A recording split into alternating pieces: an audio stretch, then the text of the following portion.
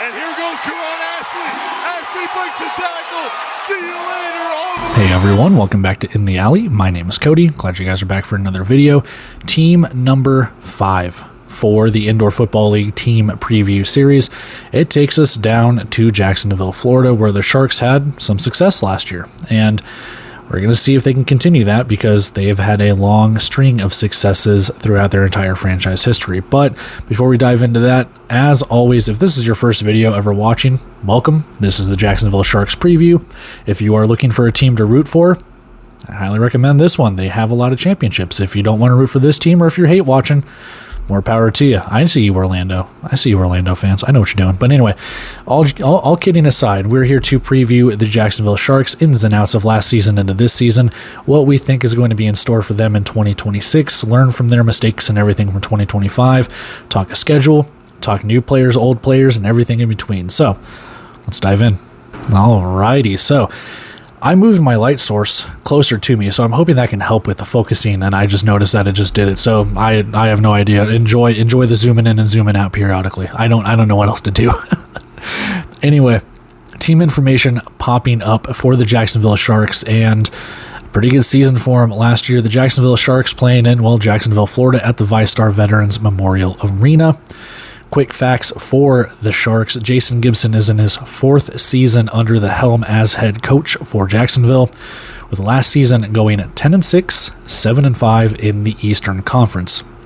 Now, you could add their records from the NAL to this and stuff like that. I think I did that maybe the first time they came in, but since they've got a couple of seasons under their belt, I'm going to strictly kind of go with just what they've done in the Indoor Football League. But that does not take away from the success and championships and everything that they've had in the NAL, in the AFL. This team's been around for quite a while, so they have had a lot of success. Last 2 seasons in the Indoor Football League, one good, one not so good. So 10-6 last year, losing in the first round of the playoffs, 5-11 in their first year, not making the playoffs. 3 years before that, in your 5-year snapshot, they were in the NAL for those. So overall Indoor Football League record 15-17, which I don't think is going to be under 500 much longer, but that's where we have it for them in their last 5 seasons or so, just pertaining to the Indoor Football League. 2025 offensive team stats, averaging 45.1 points per game, so offense was decent. Total offense per game, 238 yards of total offense, including 126, almost 127 passing yards per game and 111 rushing yards per game. So they were running pretty damn well. A little balanced, more balanced than I thought they would be when I was putting these stats and compiling them together quite a few months ago when I had all of this stuff going on. Third down conversions leave a little bit to be desired, under 50%. Fourth down conversions a little good. I mean, 54%, it's not bad, converting over half of them. Red zone percentage, I mean, it's not where you want it to be, but they were scoring. They were all right. You're not in the 70s, but I feel like you could pump those numbers up just a little bit. 82.6% for the people that just put this on, on the floor or whatever and don't watch the actual video. So defensive team stats, 41 points allowed per game. Total offense allowed for the defense, 225 yards, including 136 passing yards per game and 89 rushing yards allowed per game, almost 90. So again, they were giving up some yards, but at some points throughout the season, Jacksonville was one of the best defenses, if not the best defense in the Indoor Football League. No better than 30 takeaways. This team was ball hawking. This team was causing fumbles. This team was all over the damn place. Even more so, opponent third down percentage 43. So opponents were not converting third downs that well. 45.5% on fourth downs. Again, they were stingy. They were pretty much bend but don't break. And opponent red zone percentage 73. So 1 out of every 4 times Jacksonville was causing a goal line stand or some sort of red zone turnover or anything like that. So they were pretty much bend but don't break. That's really good defense, man. Over to the special team stats, field goals 12 of 22 for 54.5, which, like I harp all the time, that's pretty good considering context and everything. I'll always try and put it in context of 50 plus, 60 plus field goals, or yardage for the field goals, and kind of glorified punts and stuff like that. So not every one of these is, quote, makeable, But for all intents and purposes, they did go through a couple of kickers, and that's where we kind of leave it with that. Same thing with the PATs. There were just some PATs that were inexplicable, just veering to the left or to the right sometimes. And like I said, you go through multiple kickers, some are out of their groove, some are in it, what have you. 72.9% special teams. Left a little bit to be desired. Kickoff returns, 13.3 yards on return, so fairly average. And then they only blocked 3 kicks. For all intents and purposes, not bad. Top individual returners. These are guys that are re-signed for another year that played with Jacksonville in some capacity last season. Blaine Espinoza at the quarterback spot, Jimmy Robinson at the running back, Karan Ashley wide receiver, offensive lineman Kenny Furman, defensive lineman Chris Rice, no linebacker to speak of, defensive back John Huggins, and kicker Mark Orozco. Representing the Sharks, head coach Jason Gibson, who we spoke about earlier. New quarterback, James Cahoon, 2025 All-IFL rookie, or All-Rookie IFL selection is what I was trying to say. And defensive back, Chris Chukwuemeka, again, another 2025 All-Rookie IFL selection, coming over from Quad City, with Cahoon coming over from Iowa. So that is our quick snapshot of kind of what happened last season, without getting into the nitty-gritty details of it for the Jacksonville Sharks. Let's go take a look at the roster that they have compiled, talk some signings and departures, their schedule for 26, and everything else in between. Okay, let's talk roster.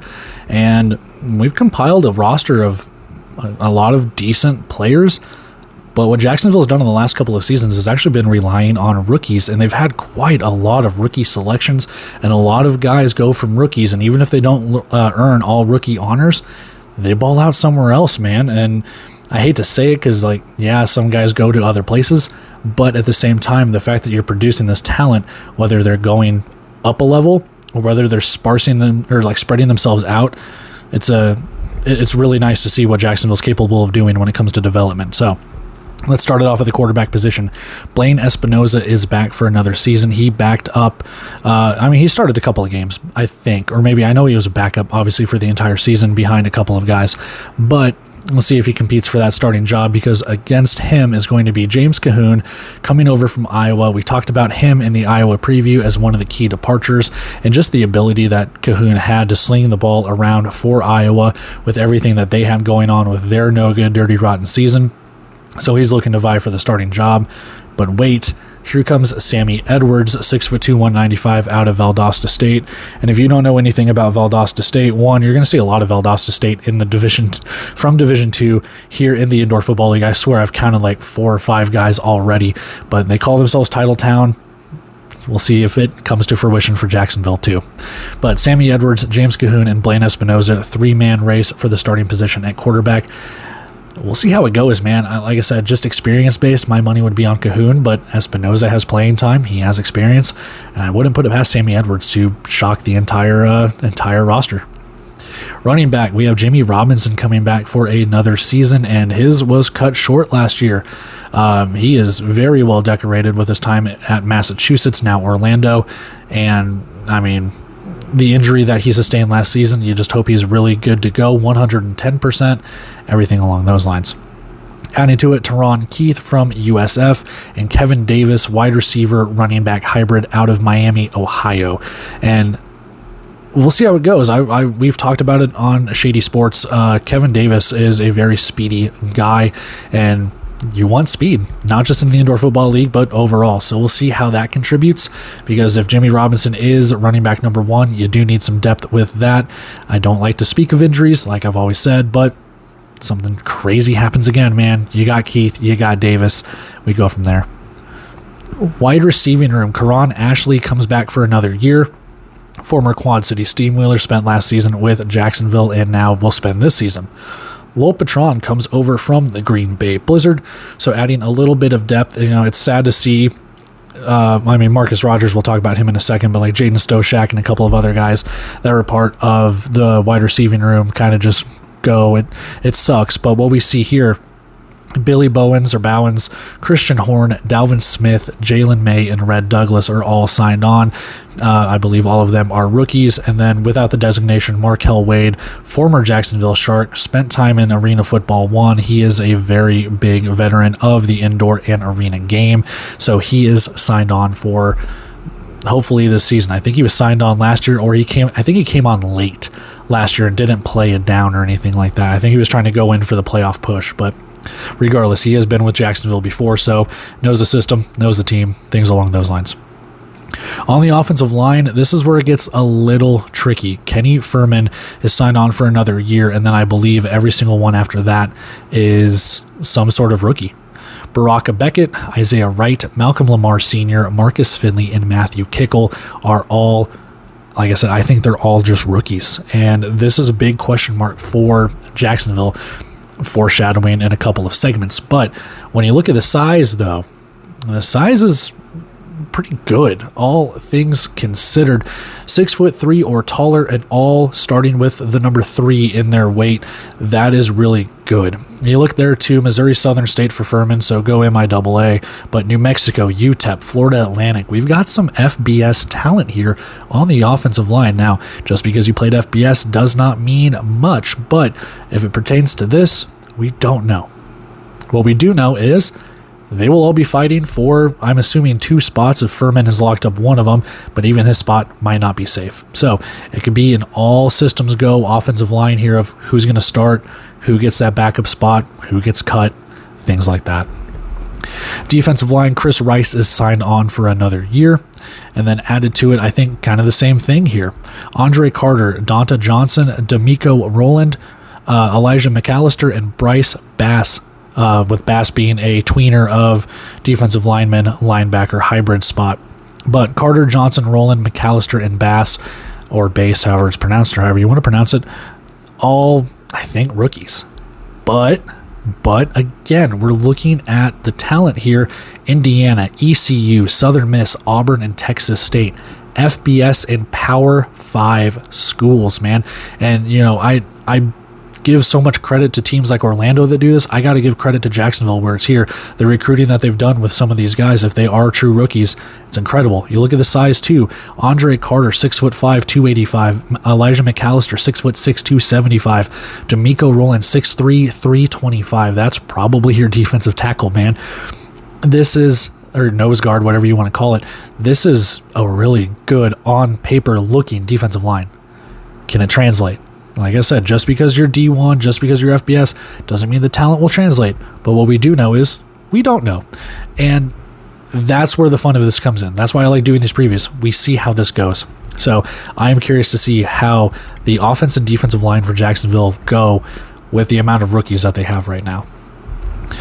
Linebacker spot, Isaiah Major, Lorenzo McCaskill, and Trey Pinckney round it out. And again, you see more D1 FBS talent there. Isaiah Major is actually signed with the Arizona Rattlers as recently as just a month or so ago. He got released, local-ish product. You know, we're talking Florida A&M from Tallahassee. I know I spoke about this before. Coming from Tallahassee at Florida A&M over to Jacksonville. So really cool for that. And then you lose Hayden Hatcher over to Arizona, but you gain another Kansas linebacker in Lorenzo McCaskill.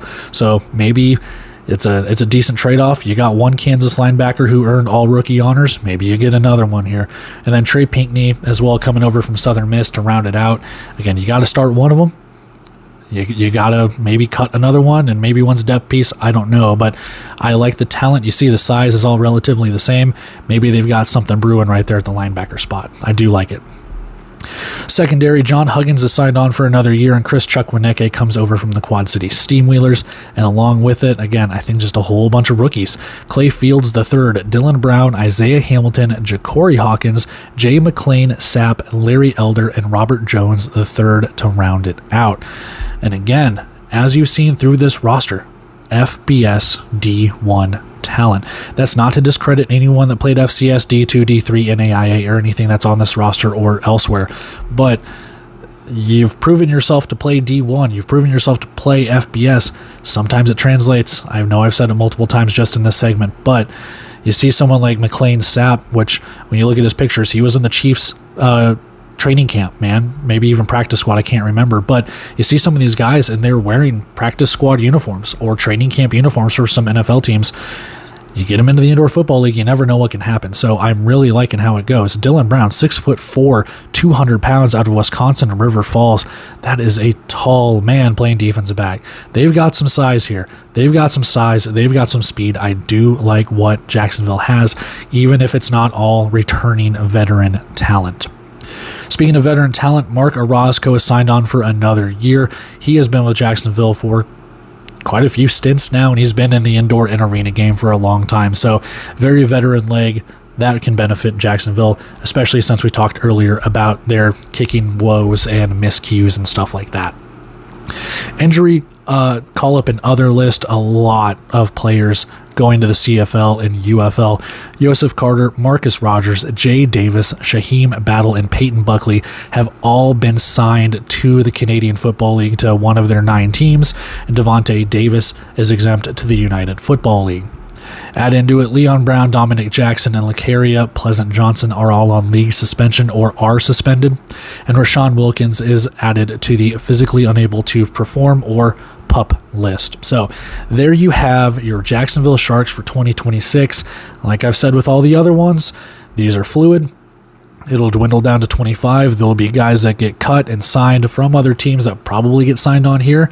Maybe they get signed on somewhere else. We move on from there. But there you have it as of right now, before the season kicks off, before everything gets going. There's your Jacksonville Sharks roster. So with that, let's go take a look at our key signings, key departures. We got a schedule. We got some questions. We get out of here. Alrighty. We need to talk key signings and key departures here. First and foremost, key signing number 1, Jimmy Robinson. Now, I want to say with this is I could have put James Cahoon here, but I've got 2 reasons why I didn't. One, I think this is going to sound weird. I think James Cahoon is a bigger loss for Iowa than he is a bigger gain for Jacksonville. Which leads me to point number 2. I don't know if James Cahoon's going to start. I know Jimmy Robinson's probably going to start. I don't know if Cahoon's going to start. We just talked in the roster segment. I don't know if Espinosa's going to start. I don't know if Cahoon's going to start. I don't know if Sammy is going to start. So we don't know. I know Jimmy Robinson's going to start, so we'll talk about him. 2023 Offensive Rookie of the Year, 2024 All Indoor Football League First Team, 2023 All Indoor Football League First Team, 2023 Second Team All Indoor Football League at the kick return position, so earning first and second team honors in the same year, and All Rookie Team in the same season as well. So doing all of that just in the last couple of seasons. It's a shame that his season was cut short last year in that Tucson end zone. But the stats that he was able to accomplish before he went down: at 24 rushing attempts, 124 rushing yards, and 2 rushing touchdowns, 5 catches, 31 receiving yards, and 1 receiving touchdowns, and 3 kick returns, 45 kick return yards. So it sucks what happened, but if he is 100% good to go, you're going to probably see a revenge tour of the 2023 caliber earning all of those accolades. He can't earn Rookie of the Year honors, but I think at one point I think in 2023 with all of that stuff, he had a dark horse candidacy for MVP, if I'm not mistaken, with what Massachusetts was accomplishing. He was running all over the place, man, and adding in the kick return stats and stuff. I mean, he was a man on fire, a man possessed, and then earning honors last season, 2 seasons ago, with All Indoor Football League First Team in 2024. So, like I said, hope to God he's 100%, hope to God he's 110%, and with that, special teams, they should look a lot better. Offense should look a lot better when it comes to like being able to alleviate the passing game, being able to rush the ball. Now, Jacksonville did rush the ball pretty well with a lot of dual threat style quarterbacks and things along like that. I'll talk about one of those here in a second, but for all intents and purposes, the rushing game for Jacksonville was actually really, really good. So we'll see how it goes. Jimmy Robinson's going to fit right in there. So moving over to the defensive side of the ball, Chris Chukwuneke comes over from the Quad City Steamwheelers. He earned All Rookie Team last season with 78.5 total tackles, 3 for a loss, 3 picks, and 9 pass breakups. Being able to do that as a rookie is insane. And pairing him with John Huggins and then a couple of other rookies and stuff like that, I think the secondary is going to be pretty stout, all things considered. I think they're going to be world beaters, but It'll take a couple of games, but I think they should get rolling, all things considered. And when you just think about some of the defensive backs that Jacksonville has had just in the last couple of seasons, whether it has been John Huggins, whether it's been, I think, Amon Ross, Marvin Ross, Jay Davis, who's in the CFL, Malik Jones, who I think earned all indoor honors and is with San Diego right now. Yeah, he's right down there, I forgot I put him down there. But yeah, I mean, whether it's that, you've got some good company in the secondary. You know that the defensive secondary for Jacksonville can prove its worth of where they've sent players. So Chuck Wieneke is going to fit in perfectly with that. It sucks to see him go from Quad City being a Steam Wheelers fan, but hope he has a lot of success there in Jacksonville. Moving on to the departures. Offensively, quarterback Tyler Huff. I put him here mainly because I loved his running ability. You see it down there in the stats, but is it that big of a departure? It depends on the offensive scheme that you're trying to run. You saw Cahoon with a more air raid style, pass it all over the yard offense. Blaine Espinoza, he can get out there if he needs to. I don't know how mobile he is, and I know nothing of Sammy Edwards. So I don't know what kind of offense they're trying to run. I know at one point in time they did employ Sam Castronova, who could take off and run when he needed to, but he was very accurate passing, a very good passer. I'm not trying to compare anyone to Sam Castronova, but I don't know the scheme that they're trying to get at. I think with Jimmy Robinson being able to run the ball mainly, you're going to have a quarterback that can take off and run if he needs to, but most likely to stay in the pocket and deliver some passes. So Tyler Huff, 101 of 161, 1,109 passing yards, 18 passing touchdowns, 3 picks, 135 rushing attempts, 767 rushing yards, and 23 rushing touchdowns. Not even a full season from the guy, and those stats were amazing. So he came on, halfway through the season, maybe a little before, maybe a little bit later. I can't remember the exact time he joined, but Jacksonville has had this really bad case of going through a couple of quarterbacks each season, 3 to 4 to 5, give or take. They finally landed on Huff, and he took off, man. He helped get them to the playoffs. I'm not saying if he wasn't there, they wouldn't make the playoffs, but he really helped them, man, especially in that rushing portion. So almost 1,000 yards and didn't even play a full season, man. So really nicely done, and we'll see what the quarterback position can do for Jacksonville losing Tyler Huff, but good job there. Defensively, Malik Jones, he's over to the San Diego Strike Force, 2025 second team All-IFL and 2025 All-Rookie team. So 53 total tackles, 1.5 for a loss, 6 picks, 6 pass breakups, 2 fumble recoveries. You can see the statistics there are eerily similar, roughly similar. He had more interceptions but less total tackles than Chuck Wieneke, so I'm not going to say it's a straight one-for-one trade. He had less pass breakups, but he had 2 fumble recoveries. Chuck Wieneke had more tackles, so if you want to just kind of split some hairs and stuff, you can sit there and be like, one's better than the other. It's fine. It sucks to see Malik Jones go, but like I said, Chuck Wieneke kind of filling that hole. Is it a true one-for-one? Not necessarily. I think Malik Jones had a little bit of better stats, but I think Chuck Wieneke is going to be able to succeed. It sucks to lose Malik Jones because you could have had him, probably Chuck Wieneke, probably John Huggins, but he's going over to San Diego. So while it sucks to see him go, you wish him all the success and everything over there on the West Coast. But so we have it for our key signings and our key departures. Let's go take a look at our schedule. We got some questions to ask. We wrap it all up.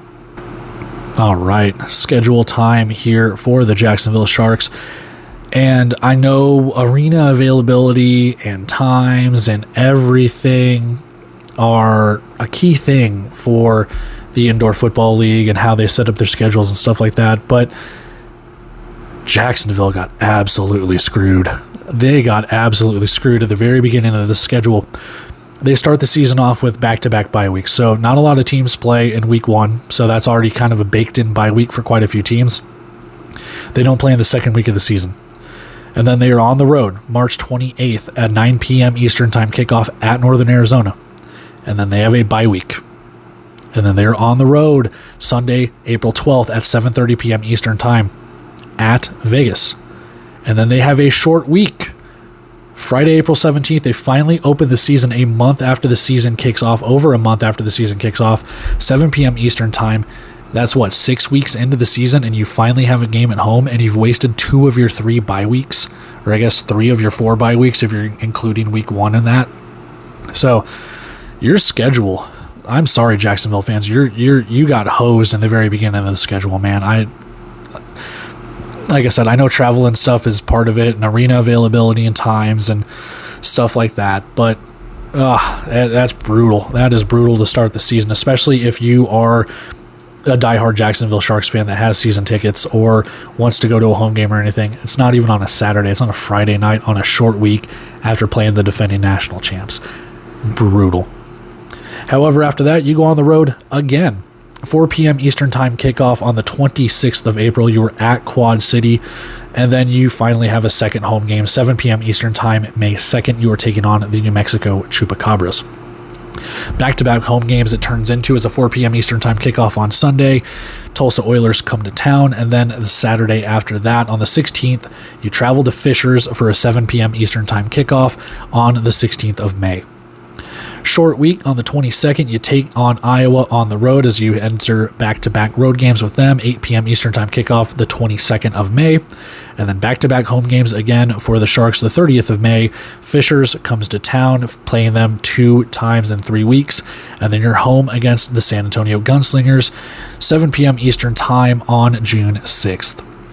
Short week, 8 p.m. Eastern Time, you're playing the Green Bay Blizzard on the road on a Friday night. And then you have kind of a bye week-ish. You travel to Orlando to finish out your home-and-home series with them. 7:30 p.m. Eastern Time kickoff on the 21st of June. A week after that, you're back home. 7:30 p.m. Eastern Time kickoff on the 28th. You take on the San Diego Strike Force. Then you have a bye week. I mean, it's a little longer than a bye week. So almost 2 weeks, give or take, roughly. Then you go to you're on the road to Tulsa. It's a 7 p.m. Eastern Time kickoff on the 11th of July, and that covers the 4th of July weekend as your bye week. You're back home against Iowa, and you rounded out back-to-back home games. You're home against Iowa on the 18th of July, 7 p.m. Eastern Time kickoff, and a 7:30 p.m. Eastern Time kickoff. Final game of the season, July 26th, you take on the Green Bay Blizzard. God, man, it's just a brutal schedule. You've got to start hot. You've got to be road warriors. 3 of your first 4 games are on the road, and you go through a bunch of your bye weeks to start the season, man. It's brutal.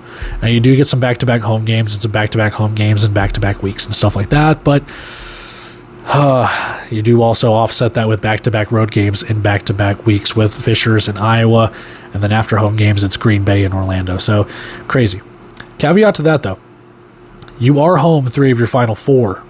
So if you can finish strong and you've rattled off wins with a hot start, there's an opportunity going into it. 3 of your final 4 home games, you can win those. I mean, depending on how the playoffs are shaking out and stuff like that, there's an opportunity for Jacksonville to easily secure a playoff spot, have the fans at home, behind their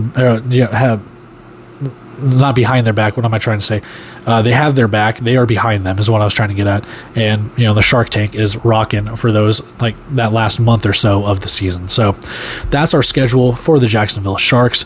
We've got 3 questions we need to go talk about. So let's go see if we can answer those the best that we can. And we'll get on out of here. All right. We got 3 questions for the Jacksonville Sharks. I say this in every one. These are just kind of open-ended questions that I'm hoping to answer to the best of my abilities that I've come up with over the last, couple of weeks or throughout the offseason and stuff like that, signings, departures, and stuff like that to kind of round it all out and put these questions in my head of what I'm kind of looking forward to, questions that kind of pop up, and if they can be answered throughout the season, whatever the case could be. If you want to answer them too, you can obviously leave a comment and do stuff like that. It's always open. And we just kind of go from there. But starting us off, question number 1, is Jimmy Robinson good to go? I have it on good authority from Anthony Tanza, as I've talked to him in the last couple of weeks, that he is good to go. So if he isn't, blame him. I'm kidding. I love you, dude. It's been fun talking with you guys, getting to know the stuff with Jacksonville and how everything is shaking out down there. So everyone say hi to Anthony, as him and the Sharks are a really class act organization, and all the fans and everything down there too. Obviously, I will shout anyone out, Jim and Bob with Inside the Sharks and Inside the Walls and stuff like that too. A big product that they have over there, and you can't say enough about the creators and the organizations that help make the Indoor Football League what it is. So kudos to you guys, kudos to Anthony and the organization, kudos to Jim and Bob and all of that stuff as well. So anyway, back to the question at hand. Is Jimmy Robinson good to go? You hope so. I have it on good authority that he is. And if he, like I said earlier, if he can return to his 2023 Dark Horse MVP candidacy, if he can be what he was in 2024 of all indoor football league selection, you're going to have a guy who is just a freaking jitterbug. Like, the dude is so quick. The dude is so nimble. Like, Jack be nimble, Jack be quick.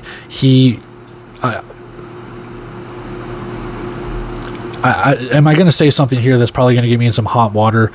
Probably, but to me, from what I've watched, and I've only been watching since 2015, he's probably one of the best running backs I've seen in the Indoor Football League. And I say that knowing that Justin Rankin is in the CFL right now. I know that from all the other running backs that have gone on to do good things, man. Like, I think Jimmy Robinson is one of the best running backs I've seen play in the Indoor Football League, and that is insane. He's only played for a couple of seasons, man, so we'll see how much better he can get this year and if he is fully ready to go. So, is he? I don't know. People say he is. We'll see if he's taking the first snap and everything when Jacksonville lines up for their season opener. Number 2. Does Jacksonville finally have their guy? I mentioned this a little bit when it came to the quarterback position, talking about Tyler Huff, but I had the list and I can't find it right now. I'm not going to pull it up and waste everyone's time, but just off the top of my head, last season Jacksonville went through 4 quarterbacks, because I think they had Fred Payton, they had Tyler Huff, they had Blaine Espinoza, they had Caleb Barker. They might have had one more, I'm not sure, but they've gone through quite a few quarterbacks just last season. The season before that, they had like Aaron Aiken, N'Kosi Perry, Connor Blunt. I know I'm blanking on like 1 or 2 other guys. And eventually they had Caleb Barker at the end of the season 2 seasons ago. So it's like they've gone through quarterbacks like crazy. Can we finally have an established quarterback where you can have them play 16 games? I know it's easier said than done, and I feel like I've asked this question for quite a few teams already. We're only 5 teams into the previews. But it's so important to have an established quarterback. That way, you know, you can build chemistry with the wide receivers and the running backs and build chemistry with the offensive line, so you know the snap counts, you know the protections, you know if they're a dual threat and how you want to do your run and pass protections and stuff like that. It is very, very important you get the guy. So do they have their guy? Can any one of these 3 be the guy? Cahoon looked very, very good with Iowa last season. Blaine Espinoza played really well in the times that he was called upon to do so, whether it was with, I think Huff got hurt for a little bit, and I can't remember if he actually started a game, but I know he came in relief a couple of times. He did play backup with, like, Jacksonville got it to, like, big leads and stuff like that, so he did play some mop-up duty, or if the game was out of reach for him or stuff like that, so he did play. And then you talk about Sammy Edwards. Again, I don't grind film or anything, so if the word that I've got has been he's very good and can compete, we'll see. But do they have their guy? Is it one of these 3? You hope so, because I'd hate for it's Eddie Brill. Boom. I knew it. I knew that other quarterback was on the tip of my tongue. Anyway, you know, in the last couple of seasons, Jacksonville has just gone through quarterbacks like crazy. Can we finally get one and have him be consistent? Because like I said earlier, you had a Sam Castronova. He was very, very, very good. And again, not comparing him to anyone, but saying he was very consistent and was with them for a while. Can you keep doing that? Simple as that. We'll see if any of these 3 guys can shake out. We'll see how it goes. Final question here for Jacksonville. Can they rely on their rookies on defense? You know, with what they've brought in, and it's not just defense, but it's overall. You know, I talked about it a little bit, the development that Jacksonville has had when it comes to the rookies and being able to boast all rookie players, to be able to boast, you know, first and second, whatever, all indoor football honors and stuff like that. It's insane that Jacksonville develops these players the way that they do. I remember when they came into the Indoor Football League and Jason Gibson said we're going to look locally. They aren't bringing in a lot of talent, and I can't remember last season if they brought in talent from other teams, and if they did, it was very minimal, kind of like what they're doing this season. So I think that's something of a mindset that Jason Gibson has and this coaching staff and team has as a whole. If we're going to develop local talent, we're going to get guys from Georgia, from Florida, from Valdosta State, from these other schools, from D1 universities and stuff like that within the Southeast, you know, Ole Miss, Mississippi State, whatever, and we're going to develop them, and we're going to win. Jacksonville did what they did and went to the playoffs last year with minimal talent returning, man. They did a lot with rookies. So can they rely on them again? The defense looked really good, all things considered. And that's not to say they didn't bring people back. They did. But at the same time, it looks a little more bare bones than what it does right now. And again, I say that with the caveat of you can re-sign veterans. You can go get them. You can cut some of these guys if they don't work with training camp and what have you and things like that. We don't know. But just what we have in front of us right now, it's only 4 veterans, if I'm not mistaken, on the defensive side of the ball. And the defense was very good last year. Can they keep that up? I'm hoping they can, because like I've said, with all the other teams, we've done a huge swath of Eastern Conference teams right now. The East is open. Jacksonville made the playoffs last year. Jacksonville's fans, they think playoffs are bust. They think we need to make the playoffs. Dare I say, they are cocky in the extent that they have seen success. They have seen banners get raised. The coaching staff, the ownership, they have seen banners get raised. They expect nothing less than the playoffs. So the development that they have done, it is kudos to what Gibson and company have done to develop the rookies. You have another opportunity to do that this season. We'll see if they can. There's our 3 questions for the Jacksonville Sharks. Is Jimmy Robinson good to go? Does Jacksonville finally have their guy at quarterback? Can Jacksonville rely on their rookies on defense? So with that, I need to wrap everything up. Get on out of here. All right, that is everything pertaining to the Jacksonville Sharks for the 2026 team preview episode. And I think Jacksonville can make the playoffs pretty easily if they get off to a hot start. The schedule is brutal. 3 away games to start the season out of 4. A lot of bye weeks in between, but those bye weeks can help keep the team healthy, and it actually builds a lot of chemistry for them, considering, it takes a couple of weeks, takes a couple of games for these guys to build the chemistry and stuff like that. So while I personally look at it as this sucks because they're not playing actual snaps, what you do build is a lot of chemistry and brotherhood within the practices, within those weeks that you aren't playing the games and stuff. So can you get that tight-knit group of guys to all play for one another, the coaching staff to all, be a part of one thing. So I'm really hoping that you can use that as more of a benefit than looking at it going, everything sucks, the league is against us, the schedule is against us, things like that. While I think it's brutal, I hope that they can turn that inwards and project some positivity towards it when it comes to that. So I think Jacksonville, they're not squarely in a playoff spot. I do not know who's in the playoff spots right now. I would put them in there. I do think that there's an opportunity where they don't make it. And that's if other teams overachieve. And we'll talk about those in later times. And we've already probably talked about 1 or 2 of them already. So I do think Jacksonville does make the playoffs. It's just going to be, it might be a nail biter, man. We'll see how it goes and cross that bridge when we get there. But that's where we have it. I think Jacksonville's in store for a very, very good season. I am really interested to see who wins this quarterback battle, and I'm really interested to see how this defense balls out from what they were able to do last year. So I am actually very, very curious, especially as, like I've said before, and I keep saying it because I'm proud of it. Being a Quad City fan, I want to see them succeed to get the best of the best.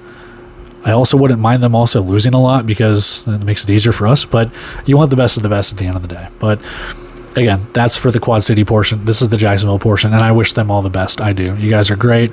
I love the Jacksonville Sharks and what they've done over the seasons from the NAL to the AFL to anything and everything in between. We go from there. That's just me kissing ass, too, because I know you guys watch this. But on a serious note, I do think Jacksonville's going to have a very, very good season. But until then, we won't know until the ball is kicked off for them because this one is over. If you want to, like, comment, share, subscribe. If you don't, then don't like, comment, share, subscribe, but I wish you would. And we just move on from there. After this, we get to talk about the brand new team in the league, the New Mexico Chupacabras, and everything that they have in store, kicking off their inaugural season, kind of asterisk, as they might just be a continuation of Duke City. We don't know. It's murky when it comes to that, but I'm going to say they're a brand new team for right now. We'll cross that bridge when we get there. But until then, I'm going to take off here. Guys, get ready for that one tomorrow night. And we just keep on chugging along. We are almost a week done, almost halfway done with these previews. It's insane how much filming I've done for all this already.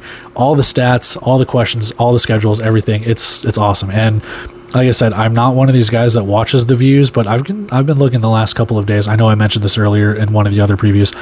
I've been looking. It's awesome. It's awesome. The turnout that you guys are watching, liking, all the feedback and everything. It's incredible. So I do appreciate you guys. I do. So it means a lot. Until then, I will catch you guys in the next video. New Mexico, get ready. We go from there. See ya.